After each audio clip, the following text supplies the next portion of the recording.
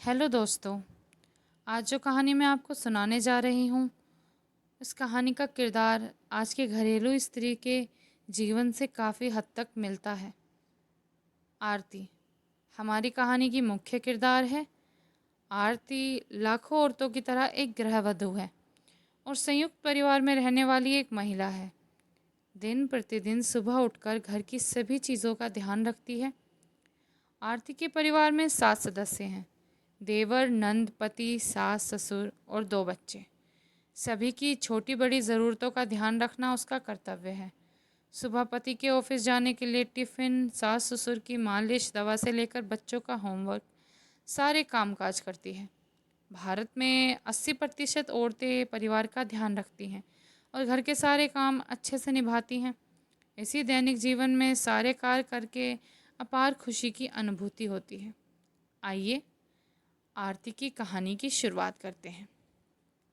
आरती graduate थी, लेकिन आगे बढ़ने के बारे में सोचना उसके लिए कठिन पर्वत की चढ़ाई करने के बराबर था। घर की इतनी सारी जिम्मेदारी उसके कंधों पर जो थी। आरती एक आज्ञाकारी स्त्री थी।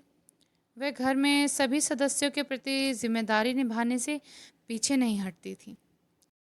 अपने पति से वे आगे कुछ बनने के बारे में बात करना चाहती थी। आरती के मन में उथल पुथल चल रही थी। अगले दिन आरती ने सवेरे सभी को नाश्ता परोसने के बाद अपने पति से कहा, सुनिए, मैं अपनी आगे की पढ़ाई पूरी करना चाहती हूँ। मैं आपसे इस बारे में बात करना चाहती थी। यह सुनकर विजय सोच में पड़ गया और कहा, इस उम्र में आगे पढ़कर क्या करोगी? घर के कामकाज से वक्त मिलेगा तुम्हें? आरती ने कहा, मैं संभाल लूँगी। विजय ने कहा, मैं माँ पापा से बात करके बताता हूँ। 1 महीना बीत गया और विजय इस बात को किसी बहाने टालता रहा। आरती ने अब भी मन में आस लगाए विजय के जवाब का इंतज़ार कर रही थी। आरती ने खुद बात करने की ठानी। विजय अपने कुछ मित्रों के साथ घर आया। आरती का जन्मदिन था। बदकिस्मती ये थी कि उसका जन्मदिन किसी को याद नहीं था। विजय के एक मित्र ने पूछा, भाभी जी, कहाँ काम करती हो? विजय ने कहा, सिर्फ घर का काम और कुछ नहीं। विजय अपने मित्रों से कहीं घूमने जाने की बात करने लगा। विजय को अपने मित्रों की कद्र थी, लेकिन क्या आरती की थी, जो जीवन संगिनी बनकर उसके ज़िंदगी के हर मोड़ पर उसका साथ निभाती थी। आरती ने विजय से अपनी पढ़ाई की बात की तो विजय ने आरती से कहा, अब वक्त बीत चुका है, अच्छा होगा कि तुम घर के काम काज देखो। घर के किसी भी सदस्य को आरती का जन्मदिन याद नहीं था, लेकिन उसकी 10 साल की बेटी कोमल को उसका जन्मदिन याद था। कोमल ने फूल और जन्मदिन का गिफ्ट देकर माँ को जन्मदिन की ढेर सारी बधाई दी।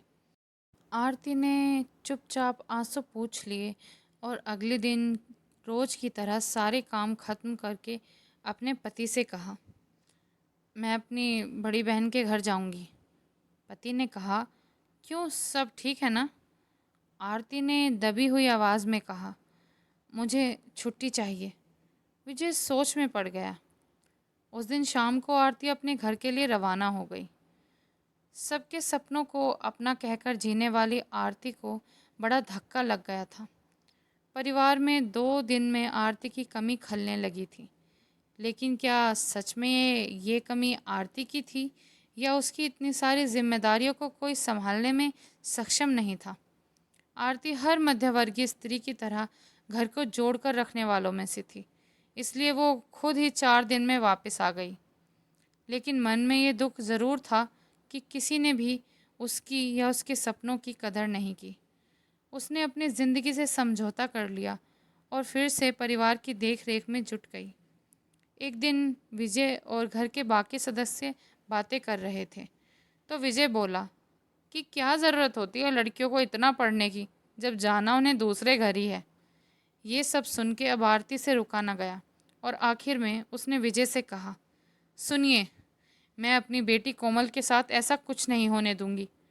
वह अपनी पढ़ाई ज़रूर पूरी करेगी और एक काबिल इंसान बनेगी। विजय इसके आगे कुछ नहीं कह पाया और वहाँ से चला गया। आरती के अरमानों को किसी ने समझने का प्रयास नहीं किया। ये हालत सिर्फ आरती की नहीं, बल्कि लाखों महिलाओं की है जो अपना गला घोटकर परिवार की सारी जिम्मेदारी निभाती हैं। ये हमारे समाज की विडंबना है। ज़्यादातर देखा जाए तो महिलाओं के सपनों की बलि चढ़ती है। अगर वे अपने सपनों को जीने की कोशिश करती हैं तो उन्हें स्वार्थी कहकर कोसा भी जाता है। यह समाज की सोच की ओर इशारा करता है। अच्छी सोच अच्छे समाज को जन्म देती है। अच्छे समाज से घर परिवार की नींव अच्छी होती है। आरती ने मन ही मन में ये फैसला कर लिया था कि वो अपनी बेटी के सपनों के साथ कोई समझौता नहीं करेगी, ताकि जो कुछ आरती को झेलना पड़ा वो कोमल को ना झेलना पड़े और वो अपनी ज़िंदगी अपने हिसाब से जी सके। तो दोस्तों, अगर आज की कहानी आपको अच्छी लगी हो तो प्लीज़ इस वीडियो को लाइक करें, और अगर मेरे चैनल पर नए हैं तो मेरे चैनल को सब्सक्राइब करें। धन्यवाद।